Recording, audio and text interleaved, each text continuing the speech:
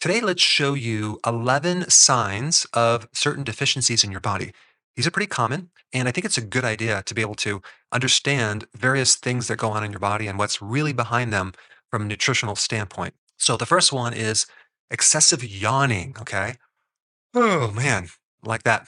Now, it could be you're tired, it could be you're out of shape, but more likely it is an iron deficiency. If you're low on iron, you can't make heme in your blood, and you're going to be a bit deficient in oxygen, and you're going to want to try to get more air. So, either the person's not consuming enough iron from their diet because maybe they're a vegan, or the stomach acid in their stomach is not strong enough to be able to extract this iron from the meat that they eat. But typically, the best source of iron is in red meat.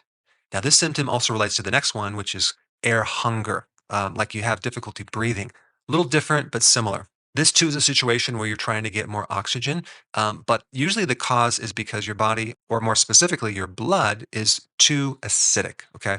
Slightly too acidic. Normally, the blood should be slightly alkaline. And so if the pH goes down just a little bit too much, you're considered having something called acidosis. And that symptom usually comes from a B1 deficiency. So when you're deficient in B1, the little energy factories in your cells called the mitochondria don't work that well. Because when you think about B1, think of it as like a spark plug to ignite the oxygen, fuel, carburetor in your mitochondria, just like an engine. And so without that spark plug, we can't burn fuel, and then things get kind of backed up, and you start developing too much lactic acid, and that produces a lack of oxygen. And all you need to do is take B1. But also realize the number one reason why people are deficient in B1 is that they're eating too many carbs and sugars. So the more carbs you eat, the more B1 you're going to need to deal with those carbs. Thus, we recommend going on keto. All right, the next symptom would be this little tetany, a little twitching. It could be on the eyelid or in the face or in the arm. What is that? That is just the opposite. Your blood is excessively alkaline. Okay. And when your blood is excessively alkaline, you can't transport calcium that well. So calcium starts building up on the nerves, and they short circuit the nerve conductivity, creating kind of like a twitching going on in the muscle itself. So we have this interference between the nerve and the muscle causing this tetany. And so whether this alkaline situation is causing it or just one of the symptoms of it, you don't really know based on just tetany. But a simple remedy would be to take some apple cider vinegar to kind of acidify the body a bit and mobilize that calcium. Another remedy to actually increase more absorption of this calcium could be to take just vitamin D. That could be the reason. But in this situation, calcium's kind of stuck in the body. So you can have symptoms of a calcium deficiency. It's not really a calcium deficiency, it's just kind of locked up. So we need to mobilize it by altering the pH as well as taking vitamin D. Another thing you can kind of identify certain deficiencies is looking at the stool. Now, if your stool is green, typically it's because you're not digesting your salad or your greens, and that chlorophyll is showing up down in your stool.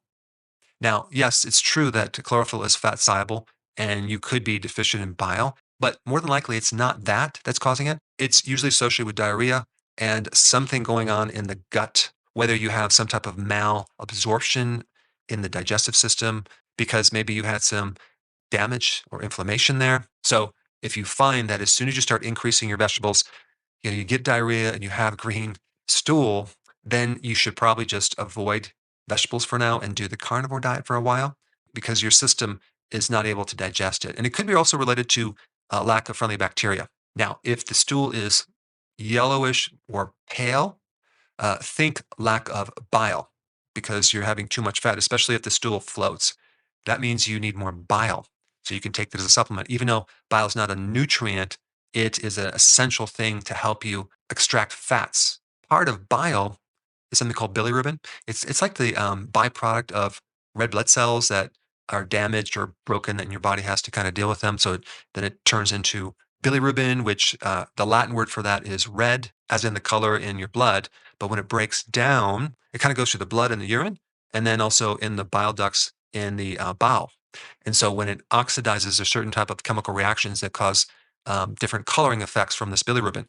So this is why your urine is yellow, and this is why your stool should be brown. It's actually originally coming from that red-orange pigment. But if the stool is light colored or pale, that means, or yellow, that means that you're lacking bile. So there's something going on with the gallbladder. Another common symptom is achiness in your lower back or your hips or even the upper part of your legs. That is a classic vitamin D deficiency. Okay. And I would take probably 10,000 IUs, and within probably 10, 15 minutes, you're going to feel your back a lot better. A lack of vitamin D will also cause like bone pain. So if you press like on your sternum right here, your breastbone, and it's sore, that's a good indication that you need more vitamin D. You can also press on your shins, the front part of your lower leg bone, and if it's sore, chances are you need more vitamin D. Next symptom would be cold intolerance. You cannot tolerate the cold. That is an iodine deficiency because it's a function of the thyroid. And as an extra little thing, if you can't tolerate heat, typically that could be also a B1 deficiency. And also sometimes this cold intolerance could be a B1 deficiency too, but more than likely it's going to be an iodine deficiency, which a lot of people are deficient in. All right, now what about a white tongue? That is candida overgrowth. In your colon, you have a lot of bacteria, like 99% bacteria, and then you have 1% other microorganisms like yeast, fungus, and also candida. And normally they exist in a friendly state. But as soon as you stress these microorganisms out, usually by taking an antibiotic, and you kill off the bacteria, but it doesn't kill off other things like yeast, then you eliminate the thing that keeps this candida in check.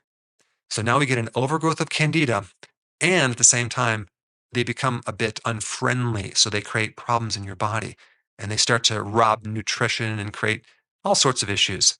So you'll see this overgrowth of candida on your mouth. So the real cause is a deficiency of probiotics. So you just need to take a probiotic. But the other thing is that if you continue to eat sugar or any type of refined carbohydrate, you'll keep feeding them. So you have to give up sugar to kill them off because they only can live on sugar. They don't eat fats, they don't eat proteins. So as soon as you starve them, they go away. Let's say you had high LDL and low HDL. That is a classic vitamin B3 deficiency. It's called niacin. If you were going to take this as a remedy, which by the way is a really potent um, regulator of cholesterol and triglycerides in LDL, and as well as to help regulate HDL, make sure you take the type of B3 that is the niacin, not the one that doesn't create a flush. You want the B3 that creates the flushing, or else it won't work. All right, the next sign would be bloating or stomach pain or indigestion. That is a classic lack of acid in your stomach, and the remedy is betaine hydrochloride. That means that your stomach does not have enough acid to digest your food. All right, next symptom would be muscle weakness. That is a classic sodium deficiency.